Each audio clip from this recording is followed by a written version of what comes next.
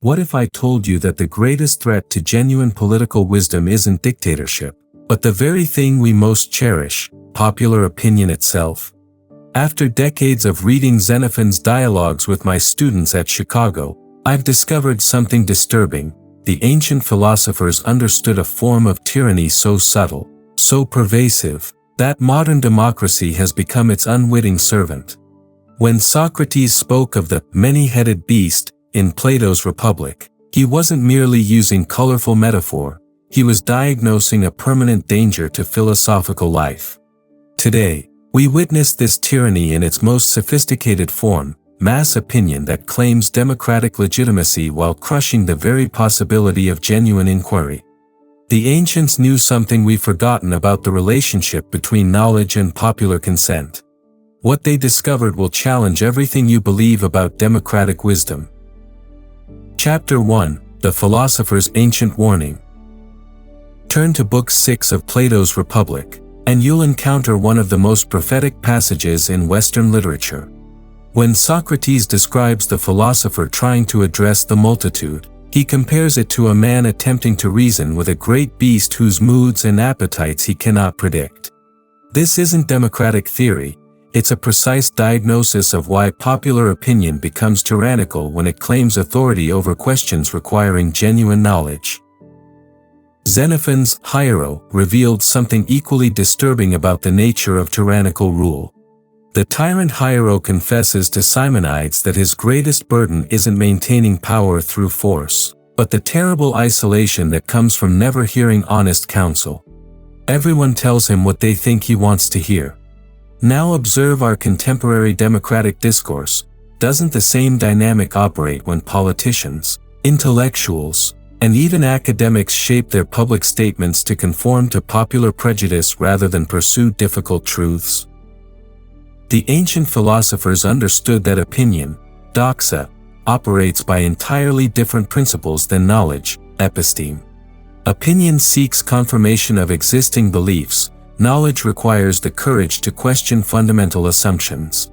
When opinion becomes sovereign, it creates what I call the tyranny of orthodoxy, not the crude orthodoxy of religious or political dogma, but the subtler orthodoxy of what everyone knows to be true.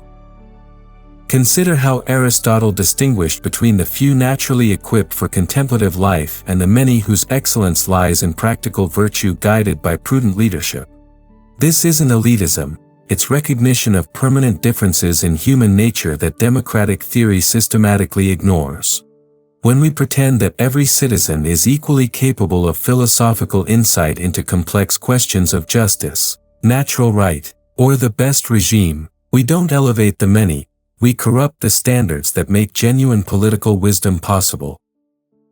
The result is what Tocqueville later diagnosed as the tyranny of the majority. But the ancient philosophers saw something deeper, the tyranny of unexamined opinion itself, regardless of how many hold it. Truth doesn't become false when the majority rejects it, nor does falsehood become true when embraced by millions. Yet our democratic culture increasingly treats popular opinion as the ultimate tribunal for questions that require rigorous philosophical investigation. This ancient warning wasn't theoretical speculation. It emerged from careful observation of democratic Athens, where the very citizens who prided themselves on rational discourse condemned Socrates for asking inconvenient questions. The Athenian democracy that gave us philosophy also destroyed its greatest practitioner, revealing the permanent tension between philosophical inquiry and popular sovereignty. Chapter 2: How Modern Democracy Amplifies Ancient Problems. What the ancients observed in the Athenian agora, we now witness on an unprecedented scale through mass media and democratic institutions that claim to represent the will of the people. But consider this carefully, when we speak of public opinion today, whose opinion are we really discussing? The average citizen lacks both the time and the intellectual preparation necessary for serious engagement with complex political questions. Yet our democratic theory requires us to treat their hastily formed judgments as legitimate sources of political authority. Modern polling reveals the superficiality of contemporary opinion formation. citizens hold contradictory positions on fundamental issues, change their views based on question wording, and demonstrate remarkable ignorance about basic political facts. Yet these same opinions, aggregated and processed through democratic machinery, determine policies affecting millions of lives. The ancient philosophers would recognize this as the rule of the cave dwellers Plato described, those who mistake shadows on the wall for reality itself. But the modern situation is worse than anything the ancients imagined. Ancient democratic participation was limited to citizens who at least shared common cultural formation and could engage in face-to-face deliberation. Contemporary democracy extends participation to massive populations with no shared intellectual foundation, no common commitment to rational discourse, and no recognition that some questions require expertise rather than mere preference. Consider how contemporary political discourse treats questions of war and peace, economic policy, or constitutional interpretation. These require deep understanding of history, human nature, unintended consequences, and the relationship between theoretical principles and practical application. Yet democratic theory insists that every citizen's opinion carries equal weight, regardless of their knowledge or wisdom. The result isn't democratic deliberation, it's the manipulation of mass ignorance by those skilled in the arts of persuasion. The ancient philosophers understood that genuine political wisdom emerges from long study of human nature, careful observation of different regimes, and philosophical reflection on permanent questions of justice and virtue. This wisdom cannot be acquired through polling data, focus groups, or electoral campaigns. It requires what Aristotle called phronesis, practical wisdom developed through experience and guided by theoretical understanding. Mass democracy, however, systematically undermines the conditions necessary for practical wisdom. It rewards those who can simplify complex issues into slogans, appeal to immediate desires rather than long-term interests, and confirm popular prejudices rather than challenge them with uncomfortable truths. The very mechanisms we've designed to ensure democratic accountability work against the philosophical reflection that genuine statesmanship requires. This creates what I call the democratic paradox. The institutions designed to serve the common good increasingly prevent the kind of serious thinking about the common good that statesmanship requires. Popular opinion becomes not just one factor in political decision-making, but the sovereign authority that determines what can even be discussed publicly. Chapter 3: The Corruption of Public Discourse. Now examine your own assumptions about democratic discourse. Do you really believe that truth emerges from the collision of competing opinions in the public sphere? Or have you observed how contemporary debate systematically avoids the most fundamental questions while generating endless controversy about peripheral issues? The ancients understood something we've forgotten: not all opinions deserve equal respect, and not all questions can be resolved through majority vote. When Socrates claimed to know only that he knew nothing, he wasn't embracing relativism. He was establishing the foundation for genuine inquiry by clearing away false certainties. Contemporary democratic discourse operates on the opposite principle. It treats all strongly held opinions as equally valid and avoids questions that might undermine popular confidence in democratic wisdom. This creates what I call the democratization of truth, the notion that reality itself must conform to democratic preferences. We see this in the widespread belief that moral and political questions can be resolved through polling data, that scientific conclusions should reflect popular values, and that historical interpretation must serve contemporary political purposes. The result isn't democratic wisdom, it's the tyranny of collective self-deception. Consider how contemporary education has abandoned the classical understanding of liberal learning as preparation for citizenship. Instead of cultivating the intellectual virtues necessary for practical wisdom, patience, precision, intellectual courage, and reverence for truth, democratic education emphasizes self-expression, critical thinking divorced from substantive knowledge, and the validation of student opinions regardless of their merit. The consequences extend far beyond academia. When citizens lack serious intellectual formation, they become susceptible to sophisticated manipulation disguised as democratic participation. Demagogues throughout history have understood that ignorant populations are easier to control than educated ones, but modern democratic theory treats this vulnerability as a virtue, proof that the system responds to authentic, popular sentiment. But what we call popular sentiment is increasingly the product of mass media, social networks, and opinion leaders who shape public discourse for their own purposes. The voice of the people becomes the echo of those skilled in manufacturing consent. Ancient tyrants used force to suppress opposition. Modern democratic tyranny uses the more subtle methods of shaping opinion, controlling information, and defining the boundaries of acceptable discourse. The philosophical response isn't to abandon democracy. The ancients understood that pure forms of government are impossible and that mixed regimes offer the best practical solutions. Rather, we must recover the classical understanding that democracy requires constitutional limitations, institutional checks on popular will, and cultural commitment to intellectual excellence that prevents the demos from becoming a mob. This requires acknowledging uncomfortable truths about human nature that democratic theory prefers to ignore. Most citizens lack the knowledge, wisdom, and virtue necessary for direct participation in complex political decisions. Democratic participation must be channeled through institutions that filter popular will through practical wisdom, what the American founders understood when they designed a republic rather than a direct democracy.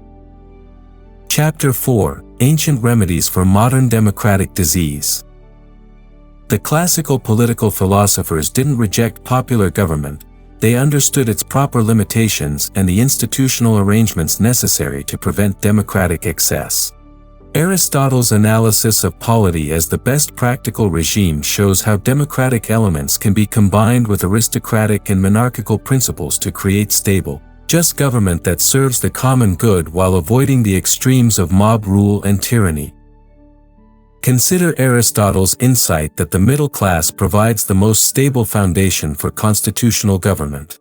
Citizens with moderate property have enough stake in society to care about long-term consequences, enough independence to resist demagogic appeals, and enough practical experience to understand the relationship between policies and their effects.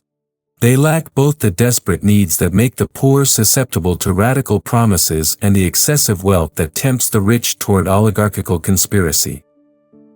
This analysis reveals why contemporary democracy faces such instability: the erosion of middle-class independence through economic concentration, bureaucratic expansion, and the replacement of property-based citizenship with mass participation divorced from practical responsibility. When citizenship becomes merely the right to vote rather than active participation in self-government, democratic institutions lose their moderating influence on popular will. The classical solution involved what Cicero called the mixed constitution, institutional arrangements that channel popular energy through deliberative processes guided by practical wisdom. The Roman Republic, despite its eventual collapse, demonstrated how popular assemblies could be balanced by a deliberative Senate, executive authority, and legal procedures that prevented hasty decisions on fundamental questions. But institutional arrangements alone cannot preserve constitutional government without the cultural foundations that make moderation possible. The ancients understood that political virtue requires intellectual virtue, the habits of mind that seek truth rather than mere victory, consider long-term consequences rather than immediate gratification, and recognize the limits of human knowledge when dealing with complex social questions. This is why classical political philosophy always begins with education. Plato's Republic is ultimately about the formation of souls capable of justice, and Aristotle's Politics assumes citizens educated in moral and intellectual virtue.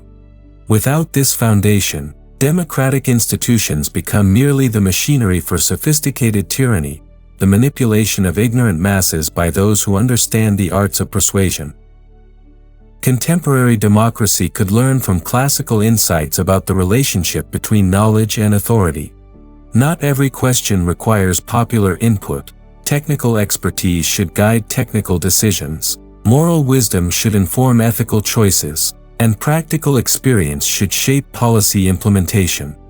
Democratic oversight ensures accountability, but democratic micromanagement destroys the competence that effective government requires. The ancients also understood that healthy political communities require what we might call democratic deference, popular recognition that some citizens possess superior wisdom about particular questions and deserve authority proportionate to their competence. This isn't the crude elitism that contemporary democratic theory fears, but the intelligent discrimination that allows complex societies to function effectively while maintaining popular accountability through constitutional processes. This classical approach offers resources for addressing contemporary democratic pathologies without abandoning popular government entirely. It suggests institutional reforms that could channel democratic energy more effectively and cultural changes that could restore the intellectual foundations necessary for genuine self-government. Chapter 5: The Tension Between Philosophy and Democratic Faith. Consider carefully your own relationship between philosophical inquiry and democratic commitment. Can you simultaneously pursue truth wherever it leads and maintain faith in popular wisdom? Or have you discovered, as I have through decades of reading great texts with students, that genuine philosophical investigation often leads to conclusions that democratic theory cannot accommodate? This tension runs deeper than mere disagreement about particular policies. It concerns the fundamental question of whether truth is democratic. Philosophy begins with the Socratic recognition that most people, most of the time, live in ignorance about the most important questions. What is justice? What is the best life? How should we organize political communities? These aren't questions that can be resolved through majority vote or popular consensus. They require the rare combination of intellectual rigor, moral seriousness, and practical wisdom that few possess. Yet democratic theory requires belief in popular competence to address exactly these fundamental questions. It assumes that ordinary citizens can make reasonable judgments about complex political issues, that aggregating individual preferences produces collective wisdom, and that popular sovereignty provides legitimate foundation for political authority. Philosophy suggests otherwise, that most political opinions rest on unexamined assumptions, confused concepts, and wishful thinking about human nature and social possibility. This creates what I call the theological political problem, in democratic form, just as medieval philosophers had to navigate the tension between reason and revelation. Modern philosophers must address the conflict between rational inquiry and democratic faith. Both involve claims to ultimate authority that resist philosophical examination, revelation because it transcends human reason, democracy because it expresses popular will. The great medieval philosophers like Maimonides and Averroes developed sophisticated strategies for managing this tension without destroying either philosophy or religious belief. They wrote esoterically, addressing different audiences with different levels of intellectual preparation, and maintained careful distinction between public teaching suitable for the masses and private doctrine accessible only to the philosophically qualified. Contemporary democratic culture makes such intellectual honesty increasingly difficult. Democratic ideology demands that all ideas be accessible to popular understanding and subject to popular judgment.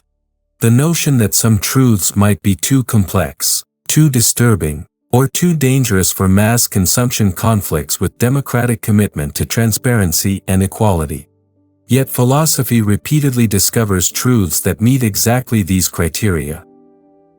Consider the implications of serious study of human nature, historical patterns, or the requirements of political order. Philosophical investigation reveals permanent inequalities of talent and character, the necessity of noble lives for social cohesion, the tragic dimensions of political choice, and the inevitable gap between political ideals and practical possibilities. These insights, while true, could undermine the popular confidence in democratic progress that mass democracy requires for stability. This places genuine philosophers in an impossible position. They cannot pursue truth honestly without discovering things that democratic society prefers not to know, yet they cannot serve the common good without considering how philosophical insights might affect social order. The ancient solution involved careful distinction between esoteric teaching for the few capable of philosophical life and exoteric communication suitable for general audiences. But democratic culture increasingly rejects this distinction as elitist manipulation. It demands that intellectuals speak plainly to popular audiences and submit their conclusions to democratic evaluation. The result is either the corruption of philosophy through popular accommodation or the estrangement of philosophical inquiry from public life, both outcomes destructive to genuine political wisdom. The challenge is finding ways to pursue philosophical truth while maintaining responsibility to political community, what the ancients called the tension between the contemplative life and the practical life, between wisdom and prudence, between theoretical understanding and political effectiveness. Chapter 6: The Prudent Communication of Dangerous Truths. The art of writing I discovered in my study of medieval Islamic and Jewish philosophers reveals a profound truth about the relationship between knowledge and political order. Not all truths are beneficial for all people at all times. This isn't relativism, it's recognition that truth-telling requires practical wisdom about audience, timing, and consequences. The great philosophers wrote carefully because they understood that ideas have social effects, and that responsibility for those effects belongs to those who communicate dangerous insights. Consider why Plato wrote in dialogues rather than treatises, why Maimonides structured the Guide for the Perplexed as deliberately difficult reading, why Averroes distinguished between demonstrative proof for philosophers and rhetorical persuasion for the masses. These weren't strategies of deception, they were methods of responsible communication that protected both truth and social order by ensuring that profound insights reached appropriate audiences. This ancient wisdom becomes crucial when we consider contemporary democratic discourse about fundamental political questions. Should philosophers who understand the limitations of human reason publicize their discoveries in ways that might undermine popular confidence in democratic deliberation? Should students of history who recognize cyclical patterns in political development share insights that might promote fatalistic passivity? Should those who study human nature honestly discuss their conclusions about inequality, conflict, and the tragic dimensions of political choice? The answer isn't simple suppression of uncomfortable truths that leads to the intellectual dishonesty that corrupts both philosophy and politics. Rather, it requires what I call philosophical prudence, careful consideration of how to communicate insights in ways that serve both truth and the common good. This might involve different levels of teaching for different audiences, indirect communication through historical examples, or emphasis on questions rather than dogmatic answers. Democratic ideology resists such intellectual stratification, but the alternative is either philosophical self-censorship or the kind of irresponsible truth-telling that destroys social bonds without offering constructive alternatives.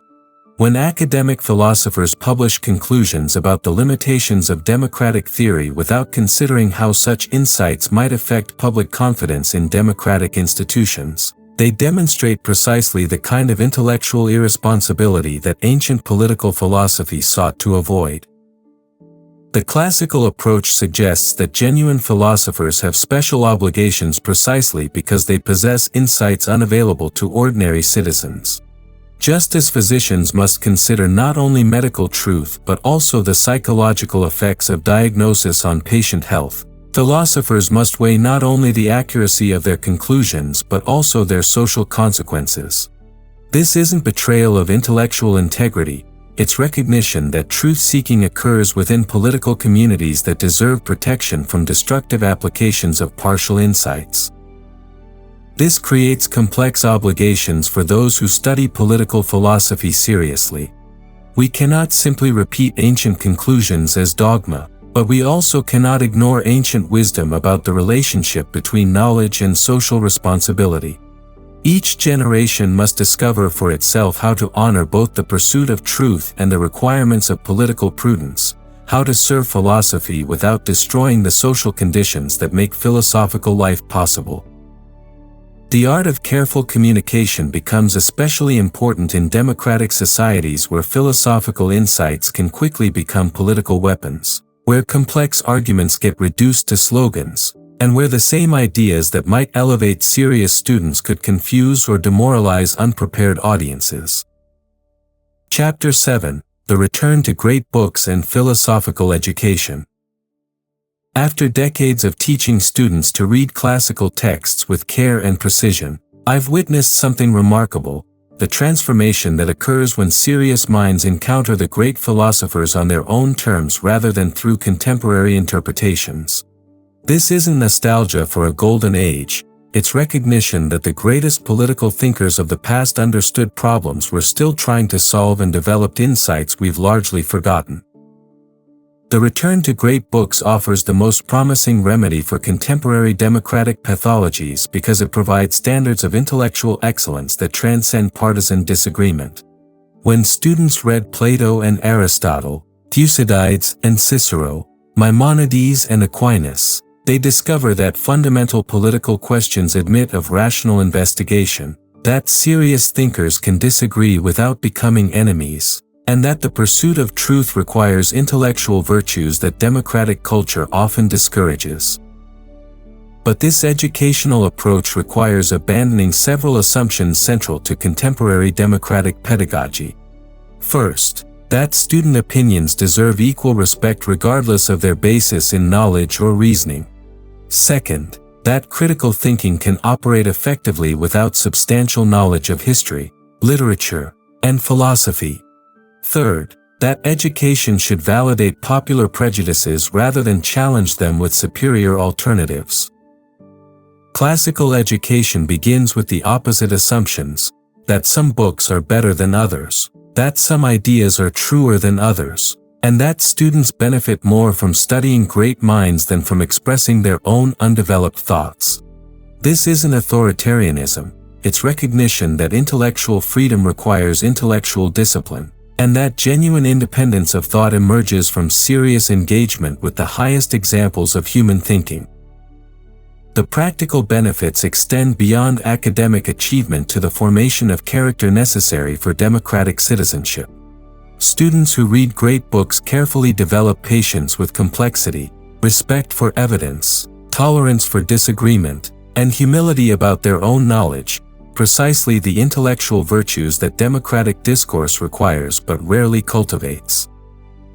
More importantly, classical education reveals the permanent questions that transcend particular historical circumstances. What is justice? What do we owe each other? How should we balance individual freedom with social responsibility? What are the proper relationships between knowledge and power, excellence and equality, tradition and innovation? These questions cannot be answered definitively, but they can be addressed with increasing sophistication through engagement with thinkers who devoted their lives to serious consideration of these permanent human concerns. This approach offers resources for democratic societies struggling with cultural fragmentation and intellectual confusion. Instead of trying to create unity through shared opinions, which leads inevitably to the tyranny of orthodoxy, classical education creates unity through shared inquiry into questions that every serious person must address. Students from different backgrounds can disagree about answers while sharing commitment to rational investigation of fundamental problems. The pedagogical implications are profound. Rather than treating education as job training or therapy for social problems, we must recover the classical understanding of liberal education as preparation for the examined life. This means reading fewer books but reading them better, asking more fundamental questions rather than rushing toward practical applications, and cultivating intellectual virtues rather than mere technical skills. Such education naturally produces citizens capable of genuine democratic participation, not the pseudo-participation of manipulated masses, but the thoughtful engagement of minds prepared to consider complex questions with appropriate seriousness. They understand the difference between knowledge and opinion, recognize the limits of human understanding, and appreciate the tragic dimensions of political choice that simplistic democratic theory ignores. The return to great books isn't escapism from contemporary problems, it's preparation for addressing those problems with the wisdom accumulated through centuries of serious thought about permanent human challenges. Conclusion. The ancient philosophers understood what we must relearn, that the health of any political community depends on its capacity to distinguish between knowledge and opinion, wisdom and cleverness, genuine inquiry and sophisticated manipulation. Popular opinion becomes tyrannical when it claims authority over questions requiring philosophical investigation, just as philosophy becomes irresponsible when it ignores its obligations to political community. The remedy isn't abandoning democracy but recovering classical insights about its proper limitations and institutional requirements. This means constitutional arrangements that channel popular will through deliberative processes, educational practices that cultivate intellectual virtue rather than mere self-expression, and cultural recognition that some citizens possess superior wisdom about particular questions and deserve authority proportionate to their competence. Most importantly, it requires the courage to read great texts with genuine openness to discover truths that contemporary orthodoxy prefers to ignore. The philosophers who created our intellectual tradition faced the same fundamental questions we face today, and their insights remain available to those willing to undertake the difficult work of serious reading and honest thinking. The choice is yours: comfort of intellectual conformity to popular opinion, or the adventure of genuine philosophical inquiry into the permanent questions of human existence. Choose wisely. The future of thoughtful politics depends on citizens capable of philosophical seriousness.